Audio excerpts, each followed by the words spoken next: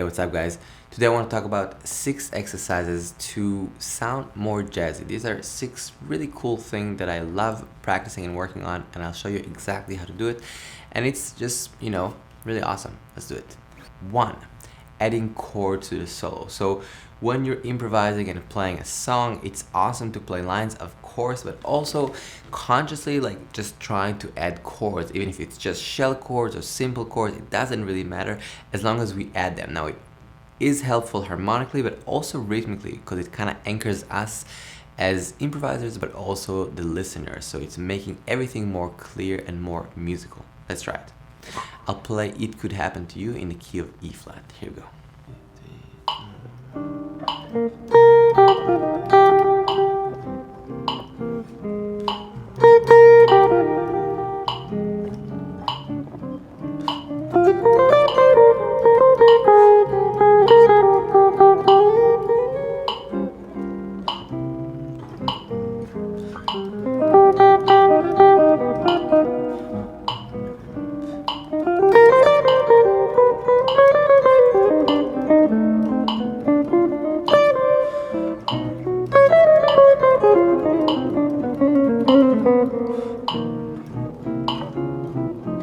So like you see, I'm just adding some shell chords, and the idea is just it gives us a nice bed to play over, right? It's like playing with a piano player or something, so you can really hear the chords go by, and I guess it also adds these commas and full stops to the playing, so there's a little more definition to the lines. 2. Dynamics. This is a huge one. I think just being conscious of it really helps. So what I'm gonna try and do is basically play some phrases softer and some phrases louder, right? It just adds to this kind of roller coaster and the story that we're trying to tell, and yeah, it just kind of brings the listener in. And you can also shout, but you don't have to always speak at the same volume and the same tone. So let's just try that.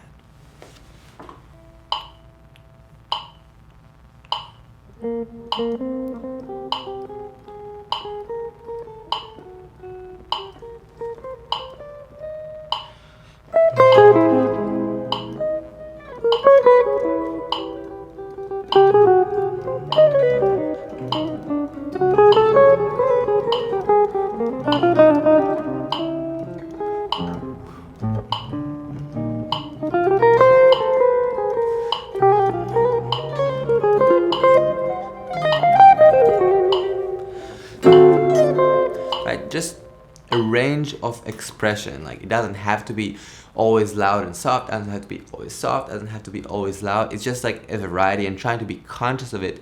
And I think just helps the lines and the whole articulation thing, which is a huge deal when we're playing improvised music. 3.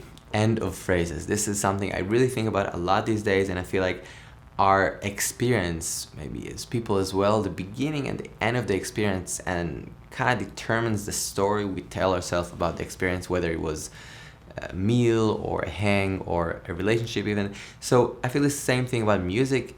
We want to really keep in mind the beginning and the end, and right now I just want to focus on the end of the phrases, so trying to lock it down.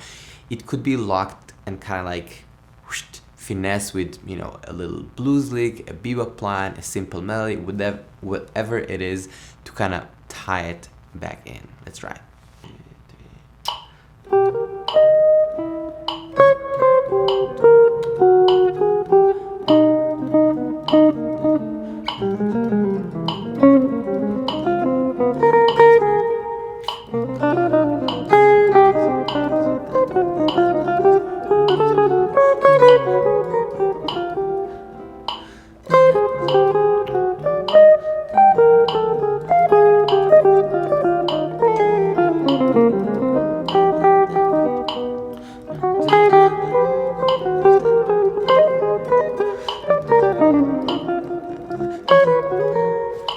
Even at the end, when I played a longer phrase with more stuff and pushing it a little bit, I right away kind of closed it and made sure it's as clear as possible. So hey guys, it's here. Right, so I think being conscious of it really helps, and it's a really great exercise that I highly recommend checking out. 4, concept. So it's really cool when you're working on music to have a concept, an idea, or it could also be a restriction, something that you decide you want to kind of utilize on the form. And I think that really helps develop an arsenal of information that is outside our immediate box. What I mean by that is basically taking an idea, like for example, I can say I want to work on octaves, or only 1, 3, 5, or 8 notes, or triplets, or leaving space, or sounding like Ahmed Jamal, or whatever it is that you want to do.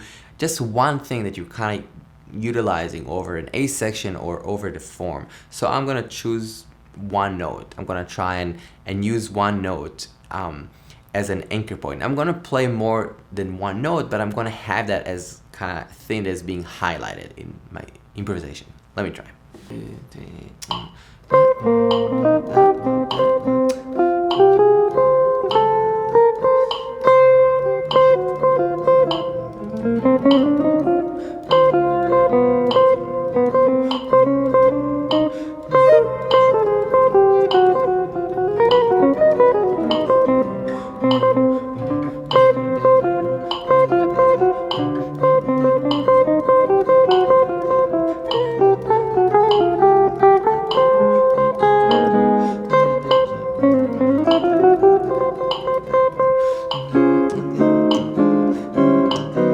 So you see, I'm just trying to use that C note and push things around it. And yeah, it's not gonna fit always, especially when you have this F minor, or then going to the A flat minor 6, and I have the C. But it's like, you know, you can use these clashes and try to make some sense out of it. You can also change it, but I'm just trying to stick with it and see what I can find when I'm bending everything around that idea. And you can of course play other notes, but that's like all kind of highlighting that C.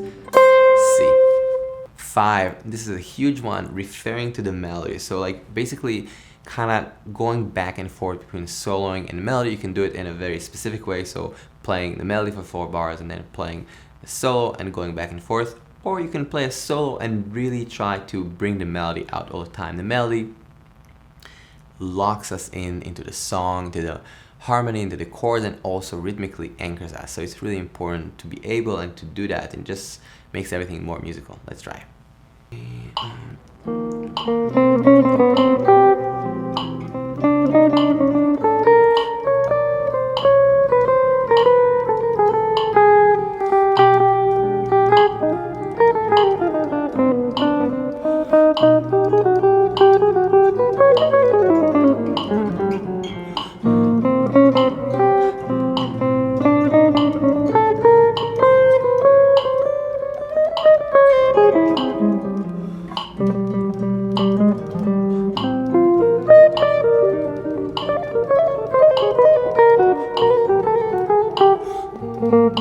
Right, so I'm just going back and forth between soloing and melody, and I'm trying to be able to be flexible with it. So I'm not having the melody in one area of the guitar. Like you see, I played it sometimes slower, sometimes higher. It was depending on where ended the phrases. So it's important that we're flexible and we hear it and we can see it and access the melody in different parts of the guitar it is. And that's again some melody work that is super, super holy.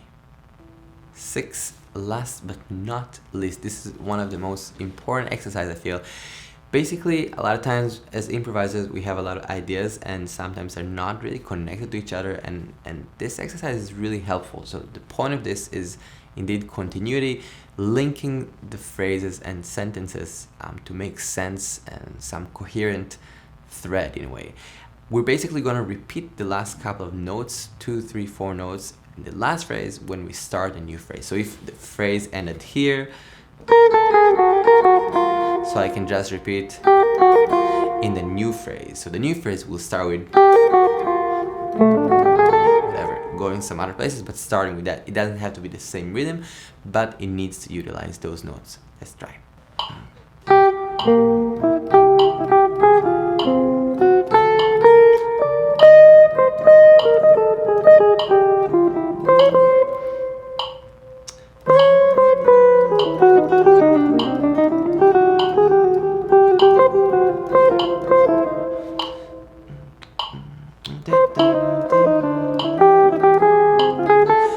sometimes it will cause chromaticism and different ideas that I end the phrase I decided to start with as well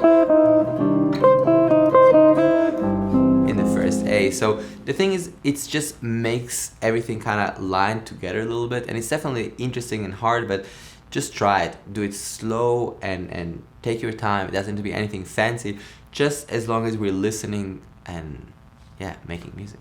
Thank you so much for listening and taking the time. I think these are awesome ways to just expand our arsenal of information and playing, and just it's important, I feel, to find this balance between exercises and practicing things and making music. And this is a really good way to make music but still practice things we don't really know and not feeling 100% comfortable, and it's like a never-ending kind of journey. So thank you, and I'll see you guys soon.